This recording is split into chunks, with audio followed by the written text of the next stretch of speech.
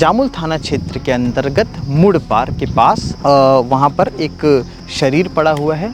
रोगी रोगा में सब पूरा परिवार चाहिए बा, जैसे मोर आत्मल चूरो थे वैसे ओकरो होना चाहिए। जाग देखता ना तो कर पापा पूरा में तर बदर पड़े रही से। एक नाबालिग युवक जिसके साथ उनकी लड़ाई रात को 11 बजे 11:30 बजे के आसपास हुई थी। झाड़ फूक भी करत रही थी। हाँ, वो थोड़ा झाड़ फूक भी करत रही से। आज मोर आदमी के रहे ना पूरा गांव पूरा सब डहन के मन ना सुन ही नहीं ताहल का मचा आती पूरा। मेरे पीछे एक घर और घर के सामने भीड़ नज़र आ रही होगी। ये भीड़ असल में उस शख्स के घर की है जिस शख्स को सुबह देखा जाता है उसी के घर के ठीक थोड़ी ही दूर पर, जहाँ पर उसका शरीर जो है वहाँ पर पड़ा हुआ था। और उसके बाद से आसपास के गांव वाले वहाँ भीड़ इकट्ठा करते हैं तो पता चलता है कि वो शख्स नहीं रहा। ये पूरी घटना जब पता चलती है तो पता चलता है मामला हत्या का है। जानकारी होने के बाद यहाँ पर पहुँचते हैं और ज़मीनी हकीकत को दिखाते हुए इस खबर की शुरुआत करता हूँ। नमस्कार, मैं सीमांत हूँ। केपी न्यूज़ देखना शुरू कर चुके हैं। कैमरे के पीछे सचिन भाऊ हैं और जिनकी हत्या हुई है उनका भी नाम सचिन यादव है। उम्र महज 40 से 42 लगभग बताई जा रही है। और क्या कुछ मामला था उस पर आता हूँ सीधे। यहाँ पर सुबह के जब ये पता चला कि जामुल थाना क्षेत्र के अंतर्गत मुड़ पार के पास बाज़ार चौक है और ठीक बाज़ार चौक के पास ही वहाँ पर एक शरीर पड़ा हुआ है। और वहाँ पर जब जाके देखा गया तो पता चला कि पहचान सचिन यादव के नाम से हुई, जिनका घर ठीक यहाँ पर है। अब मैं एंगल अगर उंगली के हिसाब से बताऊँ तो जिस तरफ मेरी उंगली आपको नज़र आ रही होगी उस तरफ शरीर था और इस तरफ से ये जो है ये घर है।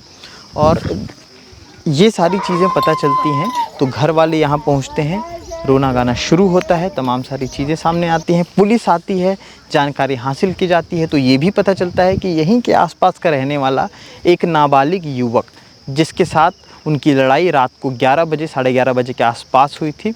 जिसके बाद उस युवक ने, चूँकि वो नशे में था ऐसा भी बताया जा रहा है, और उसने वो सचिन यादव को मार दिया और वहाँ से भाग निकला।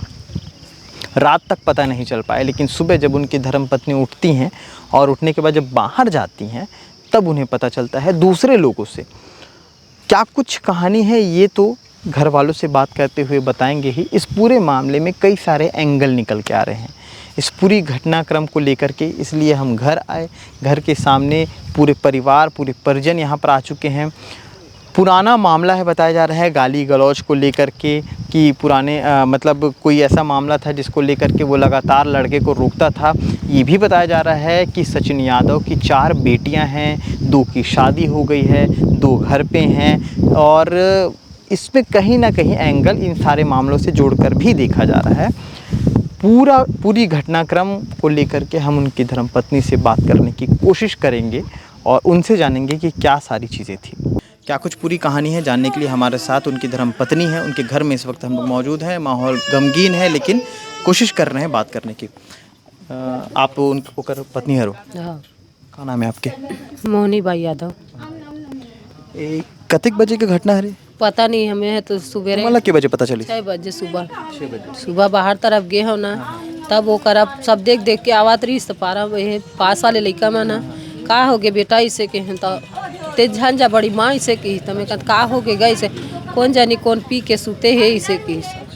अब ओकर कपड़ा देखे में धुरिया लब अपन पहिने तेलत पहचान आवे करी तो वो बाहर तरफ गई हुई हमें शोक उठे तो बाहर तरफ जाते हो ऐसे की सोचे तो जाग देखता ना तो कर पापा पूरा तर बदर पड़े रही से तो लड़का मतलब बोले तो पापा पड़े रे वो करे चलो लानबो नहीं से की तो उठे मतलब नहीं पता इसकी खत्म हो गई। हाँ, नहीं पता रही वो कर अगेन पूरा अकड़ गिरी हाथ पैरों का अकड़ गए तो पापा का पैर हाथ सर ले इसे की लड़का बन गई तो फिर सबो जना देखे है और बोला फोन लगाए पुलिस वाला ला तभी तक के वैसने पड़े है भाई वे कहीं कोई तो है करती कोई नहीं आए अभी भी उठावत नहीं होला। घर में सोते रहो? घरे में सोए रहे ना मन तुम बाहर में सोए रहो और लड़का मन के जन लड़का है? 4 जन लड़की है 2 जन नाती नतनीन है।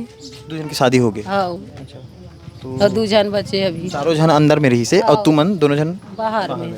हाँ। तो एक के बजे निकली से?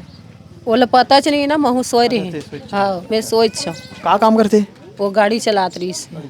हाँ कमैया एक जन है पूरा घर में? जाने हमारे घर में कोई नहीं है। अब ये देखा था कौन जाई काम, हम घर में रही था, कहाँ जाऊँ, कोई नहीं है हमारे घर में। ओकरे से जो कमाई होत रही हुई ओकरे से गुजारा होत ओकरे से गुजारा चलत रही से। रही। अभी का न्याय के मांग करू तुमन काबर की 4 जन बेटी है हैं, जिन कमैया रिसन खत्म। बोला रोगी रोगा में सब पूरा परिवार ला चाहिए बा। जैसे मोर आत्मल चूरो थे वैसे ओकरो होना चाहिए। मोर पोसैया पलैया नहीं तो ओकरो नहीं होना चाहिए। का कारण रही कि ऐसे कर कुछ दी? नहीं मतलब भाई, एक दू बात ऐसने झगड़ा लड़ाई अब पिए खामे में पारा मोहलम घूमत रहते तब बोल दी रही वही पहली होई रही से। हाँ, पहली वही एक दू बात झगड़ा हो रही ने मन तो ओकरे चीड़ में वहाँ मारू के वो गली गली बोलत रही सहा मनोते के ध्यान नहीं दे।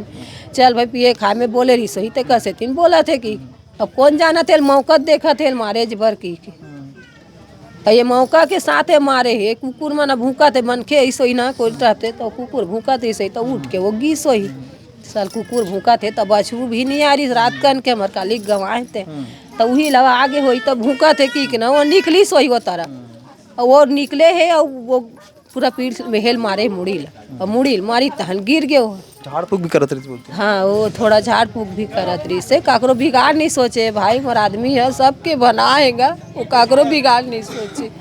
आज मोर आदमी के रहे ना पूरा गांव पूरा सब डहन के मन ना सुनी नहीं ताहल का मचा दी पूरा काकरो बिगाड़ नहीं सोचे। आज मोर आदमी सबके बना चले है आज मोरे आ गल बिगाड़ दी से रोगी रोगा मने कोई दुश्मनी नहीं रही हमारे गाँव में कोई नहीं रही से कोई पूछ ले सब हमारे कोतवाल बैठे उल पूछ ले काकरो दुश्मनी नहीं रही सब। न्याय के काम मांग करूँ सरकार से या अब सरकार से का ना मांग करूँ मैं मतलब भाई सब वो जान ला जैसे मोर आत्मा है करत ना वो लोग लिखा के करे उसने उल करा। इस पूरे मामले को लेकर के सीएसपी हरीश पाटिल का क्या कुछ कहना है वो भी सुनिए।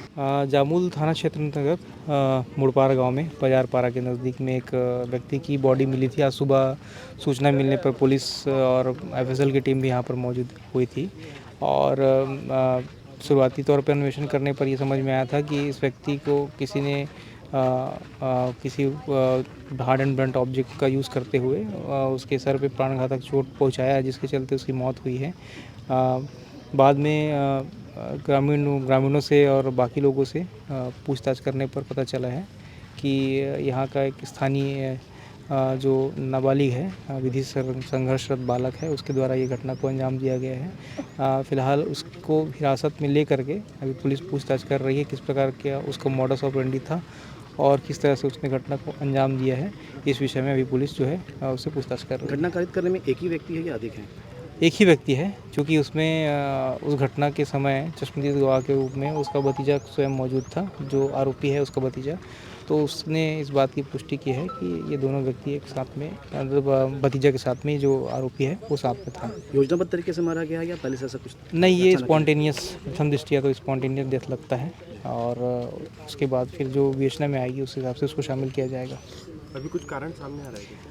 फिलहाल कारण का हम लोग अभी विवेचना में शामिल अभी फ़िलहाल नहीं किए हैं क्योंकि इसके मल्टीपल कारण हो सकते हैं। शुरुआती तौर पे तो ये पता चला है कि गाली गलौज एक्सचेंज हुआ है दोनों पक्षों के बीच में और पुरानी रंजिश को लेकर के ये स्वयं जो मृतक है वो उसको हानि पहुंचाने का नियत रखता था और उसको कंप्लीट करने के लिए अग्रसर होकर के ये खुद ही शुरुआत में उसे लाठी डंडे से मारपीट किया था आरोपी से। जवाबी कार्रवाई करते हुए उसे छीन करके ताबड़तोड़ हमला आरोपी ने इसके ऊपर किया था। लगभग कितने बजे की घटना ये है? लगभग रात को 11 के आसपास की ये घटना है। तो मुड़पार के बाजार चौक के पास जो घटना हुई, जो मामला हुआ, उस मामले को लेकर के और क्या कुछ अपडेट आएगा। लगातार जो है उनकी धर्मपत्नी, उनकी बेटियां रो रही हैं। घर में कमाने वाला कोई नहीं था, एकमात्र वही थे जो ब्रिटानिया कंपनी में ऐसा बता रहे हैं कि ड्राइवरी का काम करते थे और काफ़ी समय से थे। ये सारी चीज़ें होने के बाद घर वाले काफ़ी ज़्यादा दुखी हैं और कई सारे सवाल भी हैं कि अब इनकी जो जीवन है वो कैसे चलेगा। तमाम सारी चीज़ों के साथ जो पत्नी हैं उन्होंने न्याय के लिए भी मांग की है। तो देखना ये है कि आगे क्या कुछ होता है।